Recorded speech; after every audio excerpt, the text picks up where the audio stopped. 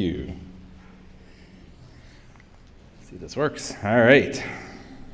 So, today I'm going to be talking about bilingual language development, and I'm going to be focusing on simultaneous development before the age of 2. Really what I'm talking about is simultaneous since birth. I'm going to put up this quote, and this is a quote from long, long ago. Some of you might know who Leopold was, did the famous diary study in the 1940s of an infant bilingual child, Hildegard. And he said at the time, infant bilingualism has so far received only marginal consideration from most linguistic scholars. And he was absolutely right, and that held for decades after this quote. But this is what it looks like now. So from the 1950s to the 1990s, there was nothing, really. But since the year 2000, look at that curve. It has jumped astronomically. Now, this is just psychology. So if I add the linguistic stuff in there too, it goes even higher. A lot of this research has been done in Canada. Yay! For obvious reasons. We are a bilingual country. Officially, it's in our Charter of Rights and Freedoms, our Constitution. A lot of this research has also been done in America for very good reasons as well. The United States has a large immigrant population, and this has been primarily done with Spanish English, whereas in Canada, of course, primarily done with French English or heterogeneous groups of bilinguals. And it's also been done in Spain. And that's really the 3 major countries reflected in infant bilingualism. There's an infant bilingualism center in Barcelona and another one in the Basque Country. So there are 2 very important bilingualism centers here in Spain as well that produce awesome infant research. So, why has there been this explosion of research on infant bilinguals? The first major reason is they ain't rare. They're everywhere. So we should study them. And I find it amazing that we didn't figure that out until the year 2000, around then.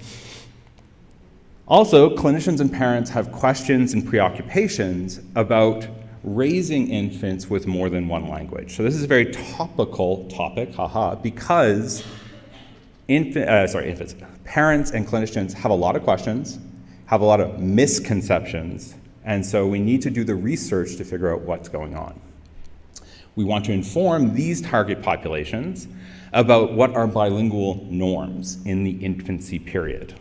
What is typical for infant bilinguals? Although that is a challenge. Another important reason is that infancy sets the stage for all future language development. Thus, it's very important to determine what is the effect of learning 2 languages during this rapid development of linguistic skills.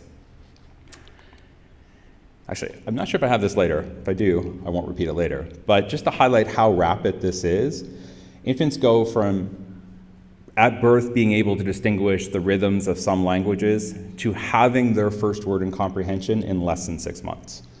So this is going from very basic skills to word comprehension in 6 months. It is extremely rapid development.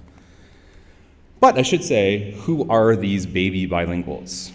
Who do we consider a baby bilingual? It's all about exposure, exposure, exposure. We determine who is bilingual by doing an in-depth questionnaire, and this is very common across infant bilingual labs across the world, doing a very in-depth questionnaire about what is the amount the infant is hearing of English and Spanish, for example.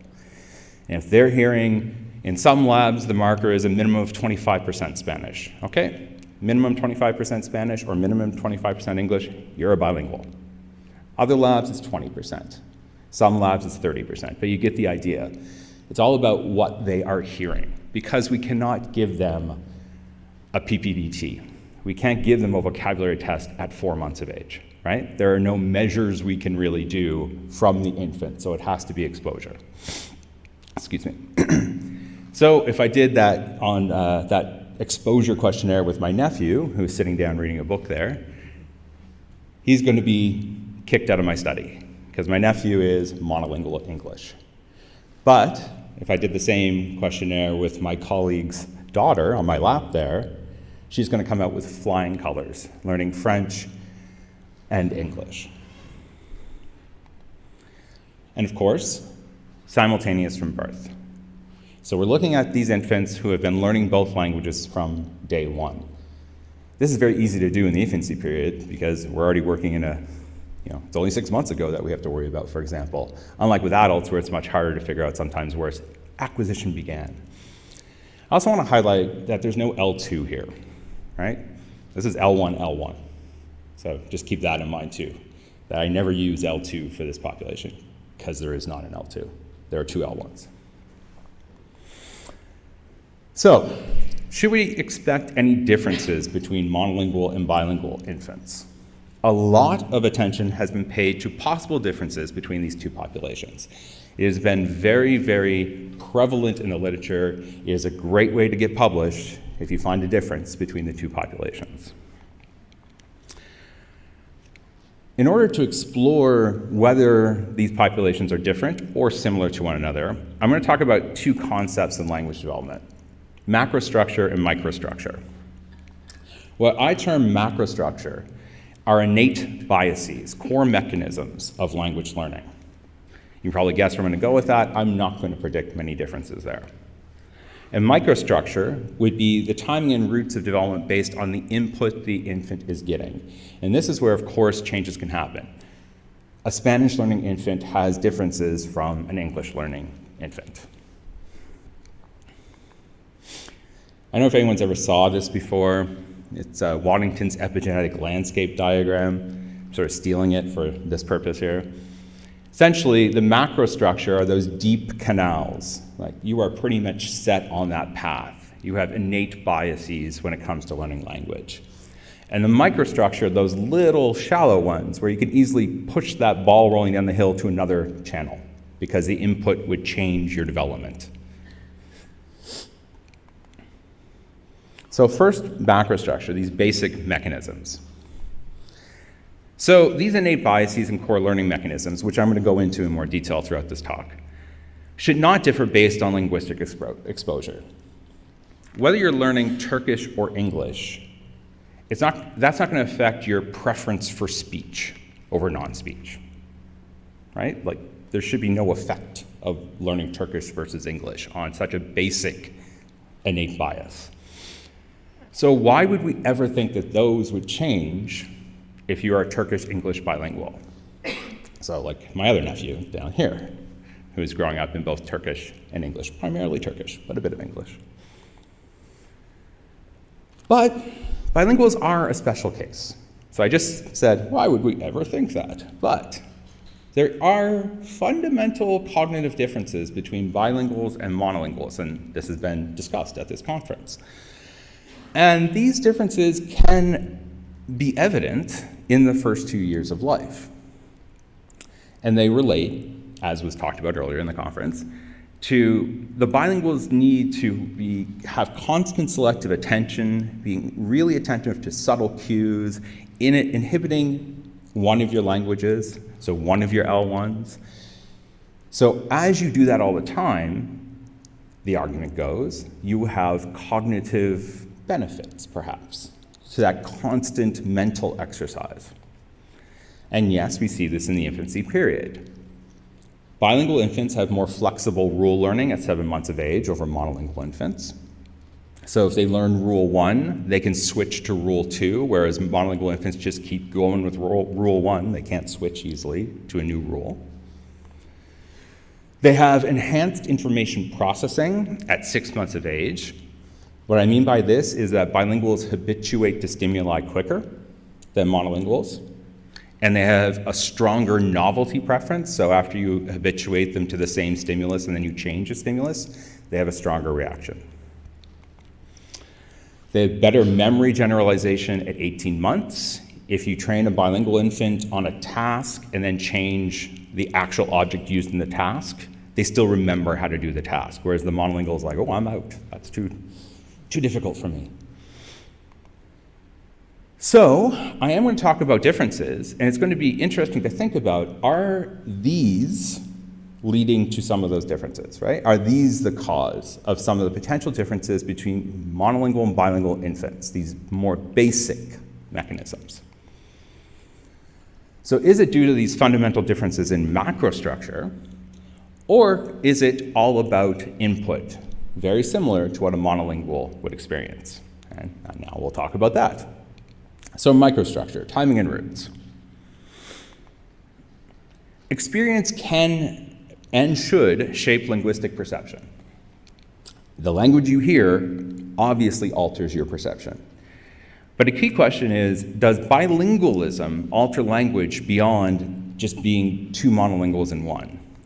So here I mean resembling a monolingual from that language when tested.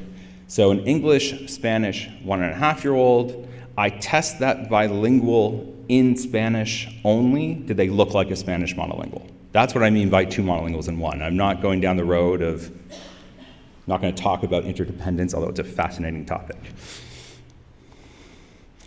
A lot of attention has been paid to two areas wherein bilingual infants are thought to differ from monolinguals, specifically phonology and semantics.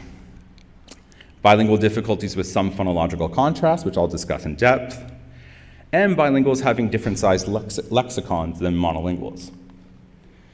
But I want to highlight that monolinguals also have these kinds of differences amongst themselves.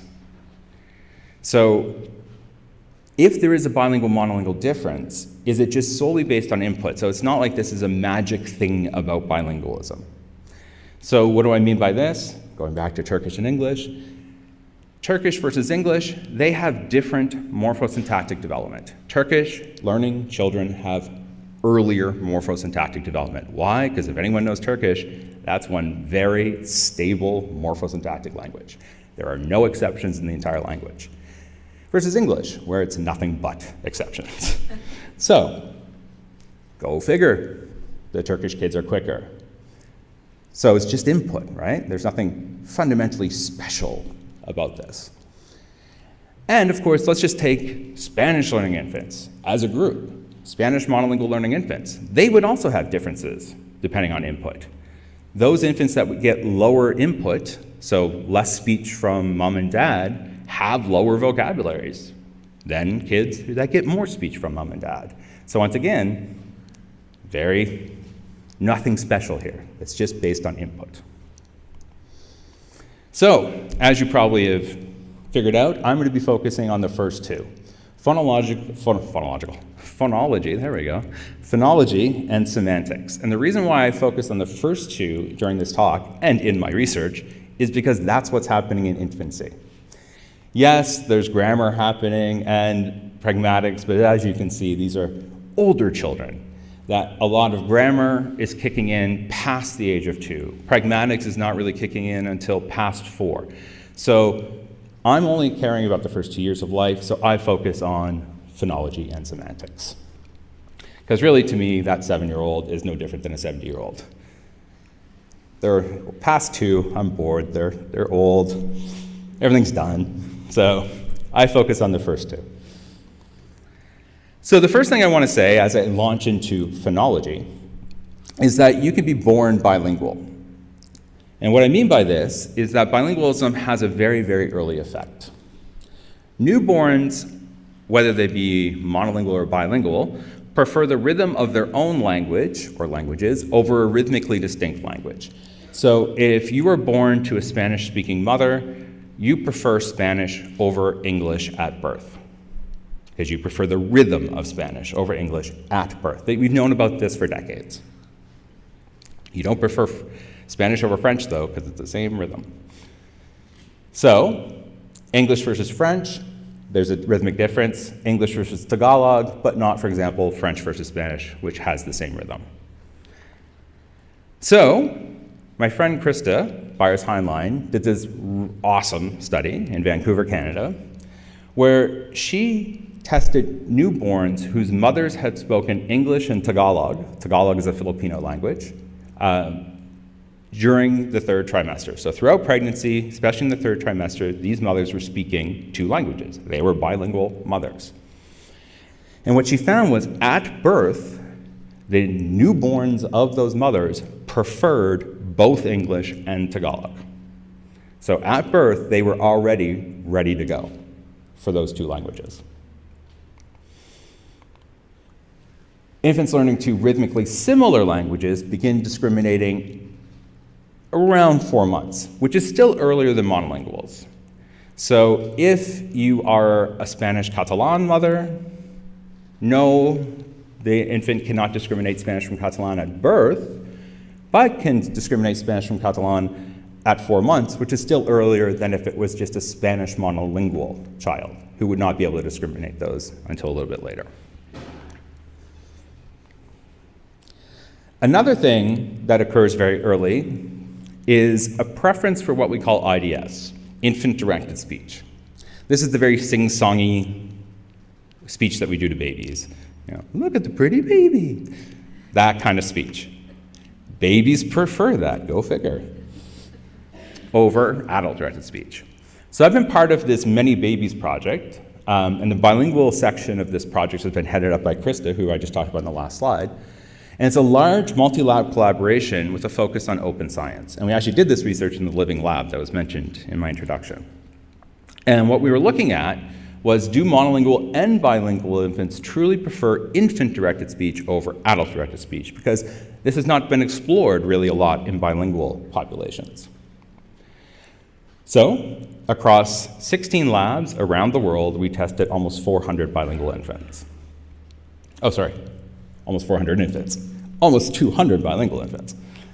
And what we found was that there's absolutely no difference between these two populations. Bilingual infants prefer infant-directed speech, monolingual infants prefer infant-directed speech. So this gets to that idea I was talking about earlier about these basic processes do not look any different between monolingual and bilingual populations.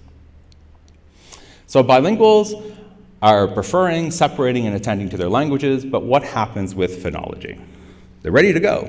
Now what happens with phonology? So young monolingual infants, and I apologize if people already know this, I'm going to go a bit quickly through it though. Young monolingual infants discriminate both native and non-native phonological contrasts at birth, and they eventually narrow down to their own language. So English learning infants discriminate B from D, which of course occurs in English, but they also discriminate da from da, which occurs in Hindi, but does not exist in English. So they do this at birth, but they rapidly tune their phonetic perception to contrasts that only occur in their native language. This occurs by 6 months for vowels, by 12 months for consonants. This is maintenance and facilitation, not loss. I always stress that. You don't lose your abilities to do this completely, they just get really, really bad. It's attrition. I can train you to do that contrast again, and you can do it in the lab, and then you walk out of the lab, you forget it again. So that's how that goes. So in this, this is the graph from the original Worker and T studies in the early 80s. And what you see is that English learning infants are discriminating, just follow the gray bars. The gray bars are the Hindi contrast that doesn't exist in English. So they're discriminating it perfectly, pretty much, at 6 to 8 months. This is a contrast that does not exist in their language at all. But as you get to 12 months, you can see it drops off almost completely. So that's what I'm talking about. You're flushing out the things you don't need and holding on to the things you need in phonology. So what happens with bilingual infants who have a much more complex phonological system, because there's 2 languages in play? They also refine their phonological inventory by the age of 1. So that's good.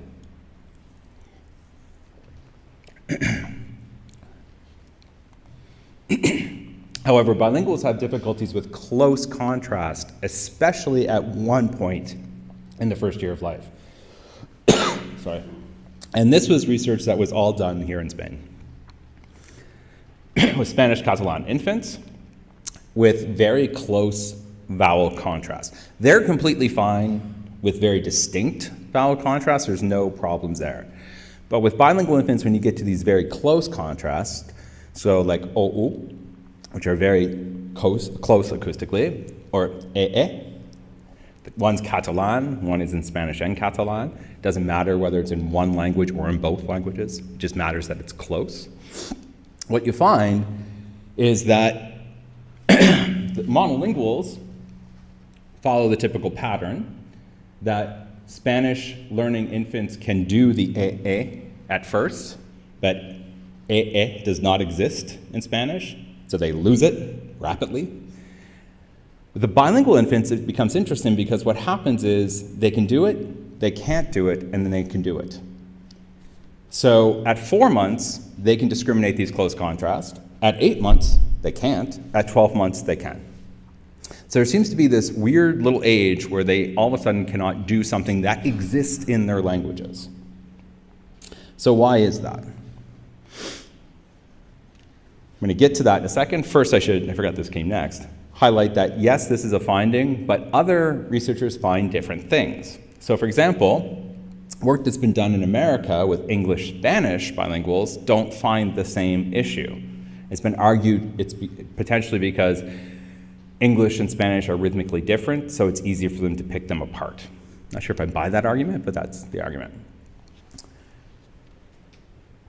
What I think is happening here is that bilinguals do have the ability to detect the difference, but they simply don't care about it. What I mean by this is, why would they if they have all these cognate words that only differ by these small little changes? And they're also listening to accented speech all the time. So it's a good enough thing, that you don't have to pick apart these two vowels necessarily because it's not something you need to do all the time. I'm going to get back to this point later. Importantly, if they are tested on a different task, they absolutely have the ability to do this. The previous task was habituation. So how that works is you present did, I still remember the stimuli. It was dede versus dedi. How'd you guys do with that one? So, dede, dedi, dedi, dedi. And what you're looking for is people, if you hear the difference, the infant should react with shock and awe and no, what's going on? And look longer. That's what the previous study did. This study, also done here in Spain, what they did instead was they trained the babies to look to the left if they heard dedi, and look to the right if they heard dedi. And the infants completely did this fine at 8 months. Bilingual Spanish Catalan babies had no issue with that. And the thing there is, this requires no shock, surprise, and awe, right? It's just training you to look left or right. It's with that Elmo head. Elmo comes out after they hear one sound. He comes out the other way if they hear a different sound. So in the first one where you're expecting the infant to go, how dare you change that vowel? This one just simply look left or right. And if you're in the scenario where you can hear the difference, but you don't really care about it, you can see how this works and the other one doesn't.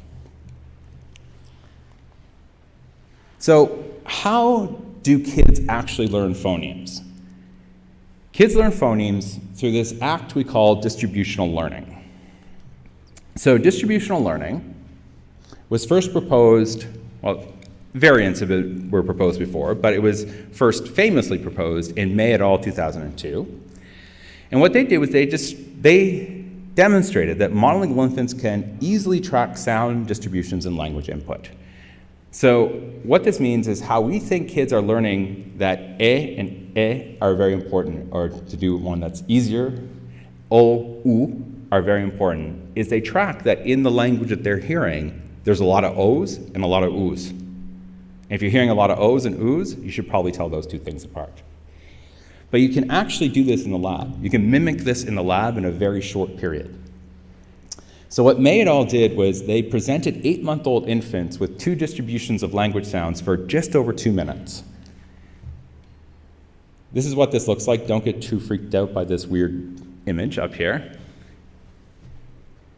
It's a continuum of sounds. So imagine, these are consonants, but I'll stick with the vowels for now.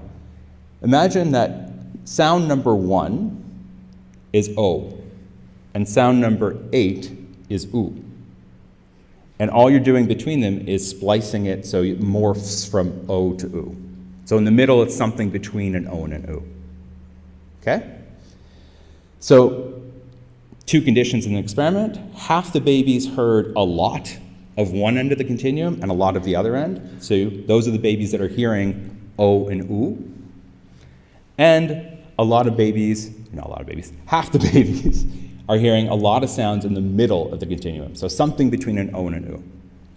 And what you expect at the end is that only the babies in the bimodal condition, the 2 peaks should discriminate O from U. Okay? So they did this in the lab, and that's exactly what they found. I tried I had this next slide, but it actually explains it much better. So I'm going to show you this as well. For those of you who know French, this is English and French. Right? So a real world example. In English and French, if you're an English learning kid, you're hearing loop, boot, fruit, food. You only have one U. But if you're a French learning infant, you're hearing bou, vous, lu, su, and you're also hearing chut, tu, campus, su, because French has ou and u. That's all I'm talking about in this lab scenario, training them up on this. And what they found, going back, was that only bimodally exposed infants discriminated the contrast. So what's really cool about this was that they actually taught babies a new contrast in 2 minutes in the lab. So if you can teach a new phonological contrast to babies at 8 months in 2 minutes, imagine what they do in the real world, right? This is a very powerful learning mechanism. Gotta look at all this again. So I wanted to know, what does this look like in bilinguals? My prediction would be that bilinguals would do the exact same thing because it's a basic learning mechanism. But maybe they're better at it because of these cognitive advantages. Or maybe they're worse at it because at 8 months, remember, they're not so hot at some of these close contrasts. So there are predictions everywhere, or which way this could go. So I tested English or French monolinguals. It was a monolingual group. It didn't matter whether they were English or French because I was teaching them a new contrast. And English-French bilingual infants at 7 months of age. Monolingual infants had more than 95% exposure to only one language.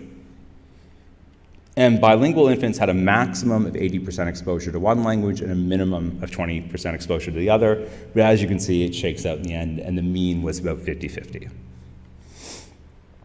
So once again, they hear a bimodal or unimodal distribution for about 2.5 minutes. They get to watch some pretty field of flowers while they're listening to all these sounds. It's very weird to go through this experiment, by the way, because all they're hearing is, I know the stimuli off the top of my head. Essentially, it's like this. I'll show you this is a Turkish contrast. So they're listening to like something like ka, kya, kya, ga, kya, kya, ka, kya, kya, kya, ka, for 2.5 minutes. I believe it. They sit through it like, wow. So they get to watch the pretty flowers. So half the babies are in this bimodal condition, where it would be the difference between kya and ka, and half of them are in the unimodal condition, where they're just learning something that's sort of between those two sounds. I won't get into that much detail at the bottom there. Essentially, all you need to know is that I replicated the earlier results, no problem at all. The monolinguals discriminated the two sounds only if they were trained in that bimodal condition. And this is a completely new contrast that they've never heard before. And the bilinguals did the exact same thing. So once again, no difference in these basic learning mechanisms between bilingual and monolingual infants. Hypothesis 1 supported. But what I was really curious about was, what about crazy input? Because remember, bilinguals get a very complex phonological input. I want to test the limits of this learning mechanism. So would bilinguals show an advantage with a more complex distribution, like in the input between Spanish and Catalan? So a Spanish-Catalan learning infant has to learn the Spanish e, has to learn the Catalan e, and has to learn the Catalan e. Right? There's 3 sounds packed into one there. Or a French-English learning infant has to learn the sound p, the sound b, and the sound p. There's 3 sounds packed into one continuum. So, same type of population, but this time I went nuts and did a trimodal distribution. I tried to teach them 3-way contrast in this approach. And Shazam, they could do it no problem. So in a much more complex distribution of sounds, where there's now 3 peaks. I'm trying to teach them a three-way contrast. They do it no problem in 2.5 minutes in the lab at 7 months, both monolingual and bilingual. There's no bilingual advantage here. It's a basic learning mechanism that they're good at. So they do not differ in their ability to learn novel phonological categories from phonetic distributions. Both groups succeed with a bimodal distribution and a more complex trimodal distribution. The same mechanism is in place across both groups and can handle complexity no problem. Thus, bilinguals should have no difficulty establishing refined phonological categories. So then what the heck is happening earlier? I've already hinted what I think is happening with those close contrast. My proposal, and that of others, especially the Spanish group that work out of Barcelona, is that they ignore these changes because there's so many cognates in Spanish and Catalan. I think it's 66% cognates between the two languages. And also you're dealing with people speaking Catalan with a Spanish accent who cannot do the AA distinction, right? So you get this scenario where it's maybe not so important to really pull those apart too much. But context shouldn't matter. So this is a study that I did with Marta Ramon Casas and Laura Bosch. And what we did was we taught babies 2 new words. And those 2 words only differed by that close contrast. So they were taught that the weird clay object is called bepi, and the weird molecule object is called bepi. So bepi, bepi. And at test, we put up both objects after we presented the objects during training. We put up both objects at test, and they hear bepi. And if they hear bepi, they should look to the weird clay object. And if they hear bepi, they should look to the weird molecule object. Right? So we're testing them on this contrast that they're having problems with, but it's a completely new word. There's no cognate situation here, and it's from a Catalan speaker. So we predicted in this context, they're going to do fine. They're going to have absolutely no problem. And that's exactly what we found. Monolingual Catalan babies, absolutely no problem, as you would expect. It's a native contrast. And the Spanish Catalan bilingual babies, absolutely no problem. They could distinguish the contrast when learning new words. But Marta had done a study before which proves our point. New words, they can use the contrast. But what about cognates? So they would hear in Catalan or in Spanish, where is the cookie? I am not even going to try to pronounce those. I know in Spanish it's galleta, but I do not know how to pronounce the Catalan one. And what she tested was, what would happen if, for galleta, we mispronounced it as galleta? Instead of galleta, galleta. So it's a mispronunciation of a cognate word on using the exact same vowel contrast. And what she found was that Catalan babies cared. They're like, no, no, no. That is wrong. How dare you? Spanish kids obviously didn't care because they cannot hear the difference between these 2 sounds. And the bilingual kids also didn't care. Because once again, it's a cognate, right? Why would they? So that gives some evidence to our point that we think that there's actually no problem in learning the sounds. It's just in which situation you apply that learning, that refinement. So, phonology. I sort of hinted at words at the end there. I talked about word learning. So I'm going to talk about one other thing about word learning, and that's word segmentation. So if you're starting to learn words, the first thing you have to do is to pick the words out of running speech. A baby has to do that, and that's really hard. This is not a simple process because that is the sentence, there are no silences between words. And where are the pauses, right? Many people in this room already know this, but there are no pauses between words in running speech. Good luck finding words. They're really hard to find.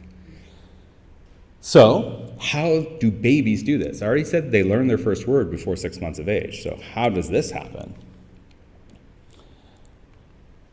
we usually test by one of two ways. We test by artificial language stimuli, where they have to pick out words from artificial language stimuli, and that's testing can they actually do it. And how we think they do that, so I'm just going to skip ahead a bit. There we go. Because I know I'm running a bit out of, not running out of time yet, but I want to get through it. So if we test them on an artificial language, we're essentially testing their ability to statistically extract syllables that stick together. And what you can see here is that go la boo in this artificial language is a word, because it's repeating as go la boo. There's a 100% probability that la comes after go, and there's a 100% probability that boo comes after la. So go la boo is a word.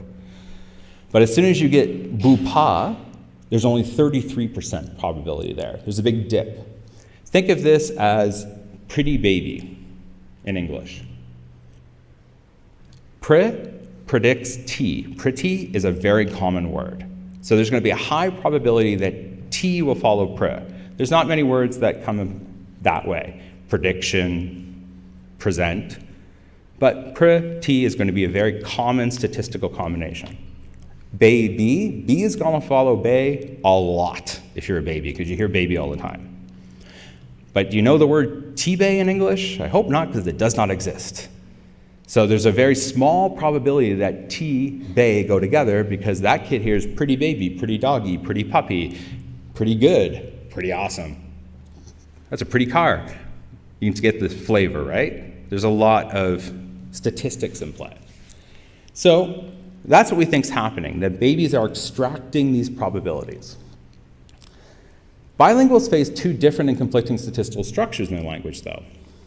So, for example, a French-English bilingual has to learn un bel moto and el moto learning.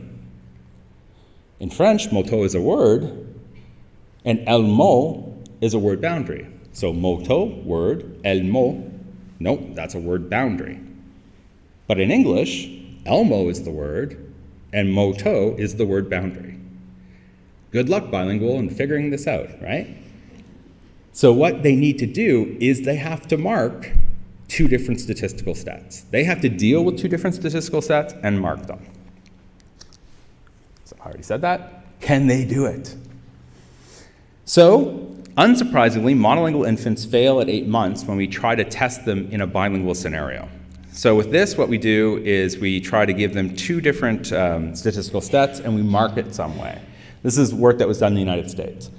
So how they did that was they had one fake language that was high pitch, go la boo, and another language that was low pitch. Well, they couldn't do it. They couldn't learn words when the two statistical sets were marked that way. Monolingual infants also fail if one fake language is from a male, one fake language is from a female. Oh, hello, I don't know what that is. Anyway, I'll let you do this. I'll keep talking. Bilingual infants, however, succeed at 14 months in this. So is there a bilingual advantage, potentially? Because they are succeeding in that second case where one fake set is with a male voice, one fake set is a female voice. But the one thing to note is that those above cases are very unnatural cases. There's no language that's only spoken by males. No language only spoken by females. No language that's only high pitch, right? So is bilingual's actual success at that point real success or something really weird? Because it might be immature processing, because why are they caring about that? So what we wanted to do was use natural cues. So what we did in our study was that we created two fake languages and presented them to 9.5-month-olds. But one fake language had all the phonetic cues of English, and the other fake language had all the phonetic cues of French. So I'm glad that it's at the bottom so you can see it. So it's vous, bi, ba, sol, la, ti, like that's what it sounds like. But for the English, it would be like vous, ba, sol, la, ti. And in the French, different statistics, different syllables, it would be something like go, la, bou. salita, like French phonetic cues. And what we found was that 9.5-month-olds easily did both. They easily learned words from both languages, so they could easily pick apart these two fake languages by using real-world phonetic cues. And bilinguals actually performed better than monolinguals in this case. So here we do see a bit of a bilingual advantage. Thank you. So, a basic process, once again, but coolly, a bit of a bilingual advantage here. Another very basic learning mechanism when it comes to word learning is something called associative learning. And this is very straight up and easy, so I can get through it quickly. This just simply refers to an infant's ability to quickly associate a word to an object, a spoken word. So what happens is, these weird objects again, you teach infants that that's a lift. They see the object and they hear lift, lift, lift, because you always do infant-directed speech. And the other one they hear neem, neem. And then, it's never a male voice, by the way, always a female voice. Babies do not enjoy male voices as much as female voices. At the end, what you do is you simply give them one trial where you mess things up. So they see the lift object, but they hear neem. So if babies can do this, which you hope they can, that means they have the ability to quickly associate spoken words to visual objects. And once again, we see that monolinguals and bilinguals both do it at the same age and have the same ability. So, macrostructure versus microstructure. There are no differences in fundamental word learning processes. First word appears at the same time across monolinguals and bilinguals. Distribution of lexical categories are similar, and they have distinct productions of English and Spanish or English and French, whatever the languages are. So bilinguals have similar word learning mechanisms and onsets, but studies have found differing vocabulary sizes.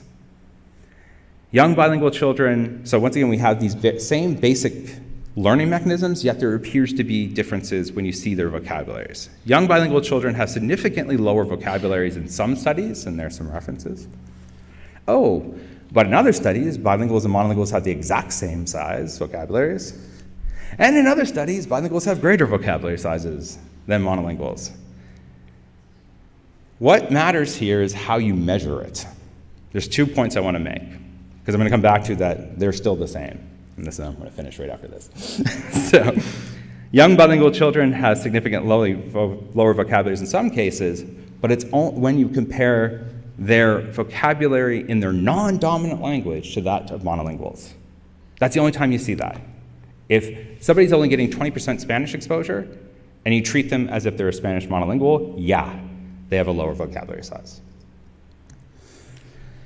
Mean vocabulary size of bilingual infants is actually the exact same as monolinguals if you count words from both languages. If you count all their English words and all their Spanish words, they always have the same vocabulary size as their monolingual peers or more. So it's just in how you present it. And it all has to do with input, like I said earlier. The Spanish learning kid that only gets 20% Spanish, they have a lower vocabulary size. But I don't care if they're bilingual or monolingual, it's the same effect. The Spanish monolingual that's getting fewer Spanish words also has a lower vocabulary size. So once again, they're the same. So in conclusion, while the field is focusing on bilingual and monolingual differences, there are important similarities as well. Recently, we have begun to question bilingual differences in other key areas. So we're starting to get away from this, bilinguals are so different, they're so weird. In infancy. Maybe they're weird as adults, but in infancy. For example, mutual exclusivity. So mutual exclusivity is a kid's ability to know that this is a cup, and if, that's a bad one. Let's say it's the one over there, cup and a glass. It has 2 labels. Cup and container, let's go with that one. Monolingual kids can't do that easily. If they already know this is a cup, oh, I can't call it a container. Bilingual kids appear to be okay at it at an earlier age. That's what we thought. I just went to a conference in Baltimore last week, and a bunch of studies, including one from San Sebastian, showed, no, they look the same. Bilinguals and monolinguals look the same in this skill. And the stuff about a bilingual advantage in infancy, whole other thing at that same conference, no differences. No differences at all between the 2 populations. So, current and past research demonstrates that care must be taken when interpreting bilingual data. Some previous work could have been interpreted by parents, such as their bilingual kids' difficulties with close contrast, as a bilingual delay. But that's wrong. It wasn't a delay at all. So we have to be really careful as scientists about what we say as well. We have to be sure of ourselves before we talk to parents. The claim of any bilingual advantages are equally problematic. Overall, monolinguals and bilinguals appear very similar. They can differ at the micro level based on input, but like I said, so do monolinguals. So overall, these two populations, I believe, are very similar to one another. It's very important to discover what is typical for bilinguals in order to inform clinicians and parents, however. So we must continue to do this research to find if and when any differences are present. And thank you very much.